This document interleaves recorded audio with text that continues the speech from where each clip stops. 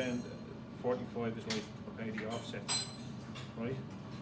So what I'm going to show you now is how to do the spring bend, the heated one, all right? Leon knows how to do this already, so doesn't have to watch it, doesn't want it there. So what happens is, let's say for example you've done your machine bend and it's perfect, okay? If that's perfect, then you can make this one a replica of that and get it right. So the most important thing is having this one spot on before you go on and do your spring one, okay?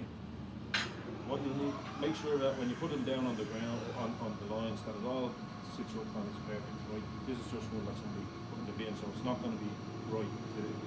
We want to get it 40, all of that exactly the same, okay? And make sure it's all 45 degrees, right? So we'll have the next one, I'll put it down here, that bend will just sit up that way and across that way, okay? So I'll need two places to heat this, somewhere around there and around there, okay? So then I have a straight piece between the two of those, all right? So I'm just going to heat that bit there and heat that bit there. I'm not going to heat all the way across it, because if I heat all the way across it, that bit in the middle is going to get soft, and when you go to bend it, it's going to bend too much as well, all right?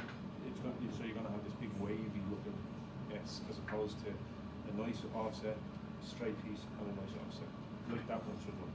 See the way there's you've got your offset there, then you've got a straight piece, and then you've got your offset, okay? So first thing I need to do is make sure that that's open enough. If you cut it with a hacksaw, a hacksaw would be ideal, or if you have one of these cutters, there's a reamers there, and you can ream out the pipe, okay? Because if you cut it with a cutters, see the bore on the inside of the pipe, the spring won't go in, okay? So I bored out that end of it there, all right? Sorry, put the deboard it like that, and once it's debored, the spring slides in, okay? If the piece of copper is too long and the spring needs to be down here somewhere, so imagine your copper is that length, okay? And your copper is that length, and you need the spring to come down to here. Get yourself a welding rod, okay? Hook it into the bottom of that, and you can push it down forward, okay? And that you'll need that to pull it out as well, all right? And make sure that you don't lose the spring inside of it, otherwise your spring will be gone, the piece that you work on will be gone. Okay? So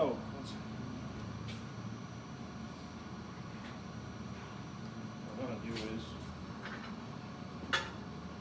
I'm going to do my first bend around about there, okay? Look how much of that pipe is actually done, somewhere around that much. Should be all I really need to heat, okay? And again,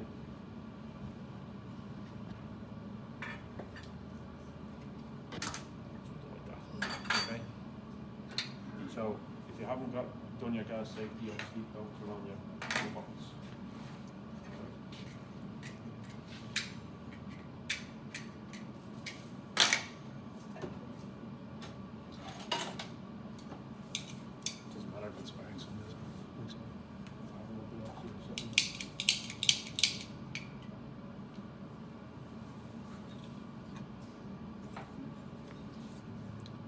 Using these yesterday, obviously.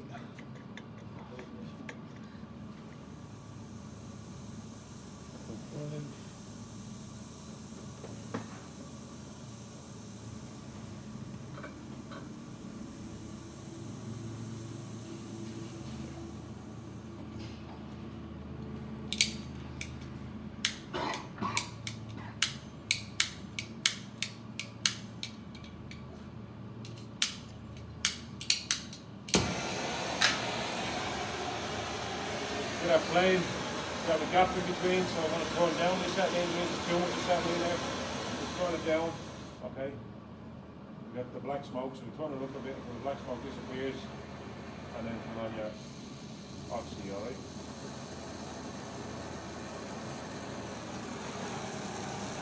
So it's not a super hot flame because copper is gonna go very quickly for us, right? We don't want it to melt either. If you're putting it into the vise, make sure that you don't tighten it, or you take the shape out of the pipe. You take the shape out of the pipe, you're in trouble then, okay? Because you won't get the spring in or out of it, yeah?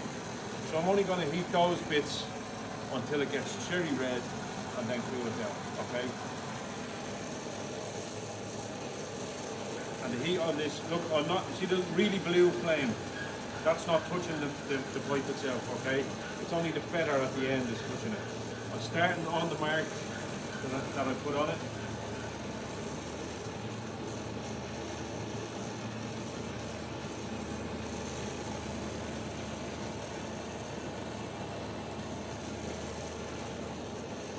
See that cherry red colour? That's what we're looking for.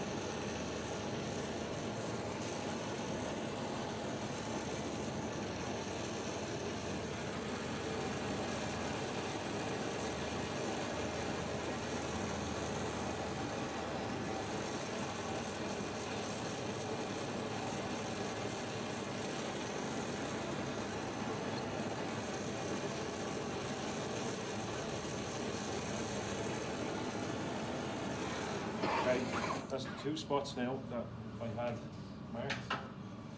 Okay, I'll take it over, cool it down in the sink.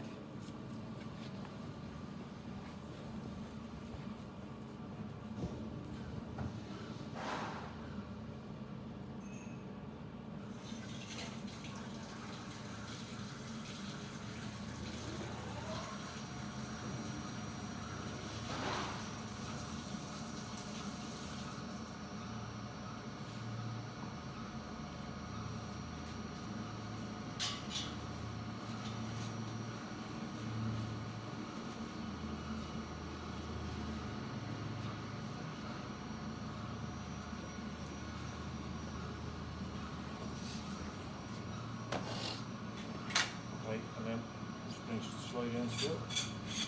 Okay, so spring inside. So my first bend, I have my marks on the copper again, from there to there, and you should see the other ones there and there as well. Okay, I'll make them a bit heavier so you can see them.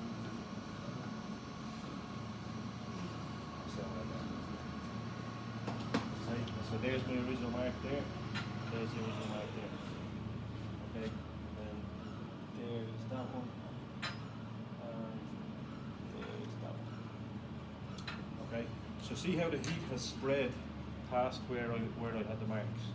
Okay, so the heat has spread into there and into there, but there's still a piece that's there that should be hard. Okay, that's what say straight.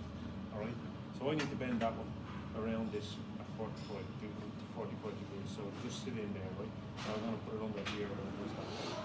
I'll know that I'm going to keep them in the same spot because I'm going to match that one. That side A and that side A.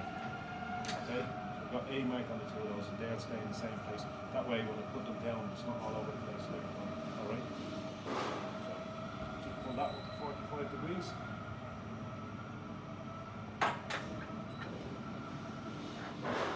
Maybe do it with your fingers on half inch. Use a sharper. Then do it over your knee. Okay? So.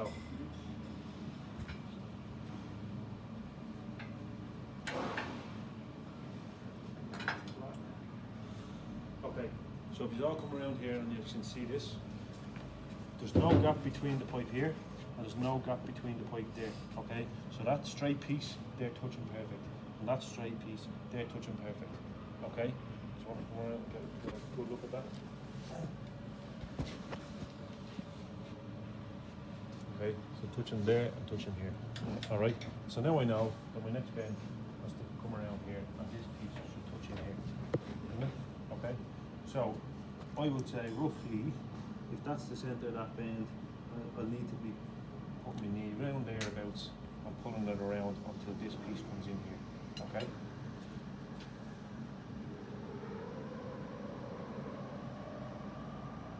And don't worry if you start a bit too high or too low or something like that. If you don't go all the way, you can keep playing around with it. Okay? So see, I need to come in a bit more with that one there. Okay? I knew it wasn't that 45, but I didn't want to go the whole lot just yet. Okay? So I'm going to bring that in a bit more.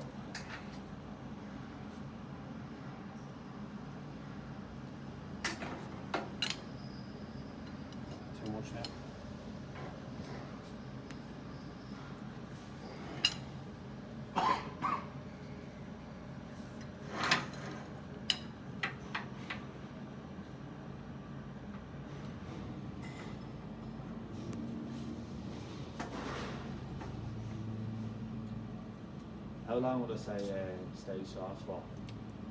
Well, so it should stay soft for good, really. But it doesn't always. And the more you work with it, the harder it's going to get. Okay, the 3/4 stuff is much harder to work with. And the 1 inch is much harder to work with. Okay, and you will feel. We need. If you have knee pads, really great. Yeah. Don't try and bend it over the disc or anything like that. You just damage the pipe. You know, see lads putting a bit of 2-inch GB in and trying to pull it around that. You'll damage the pipe with that again. You know what I mean? Because it's on a hard surface. You want it on soft because if it's soft enough, it'll work fine. Yeah. You know. So and if it does harden, what do you do then? Heat it again. Yeah, take the spring out, heat it again, put the spring back in. All right. You notice that I heated it when the spring was out of it, because if the spring is in it, the spring heats up and the pipe heats up together and it makes it. It doesn't work on it at all. You'll never get the spring out. Okay.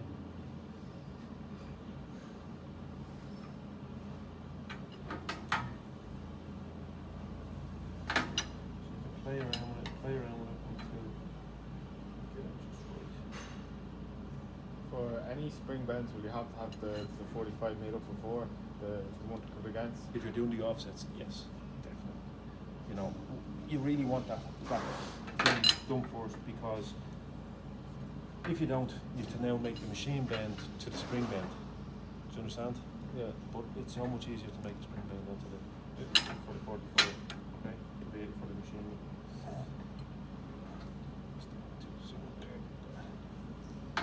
Stretch it out a little bit more.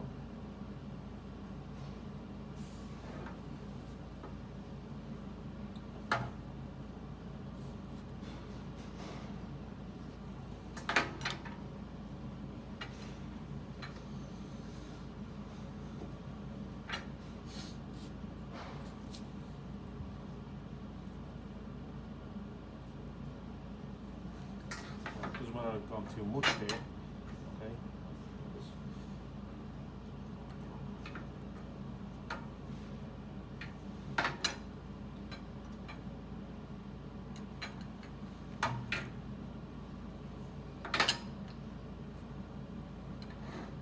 Okay, and the two of them should sit in something like that. That there, and that there. Okay, you're never gonna get it that they're not touching somewhere. You know what I mean? Like that's a really tight 45 there, that angle. So you'll never get them to sit perfectly into each other.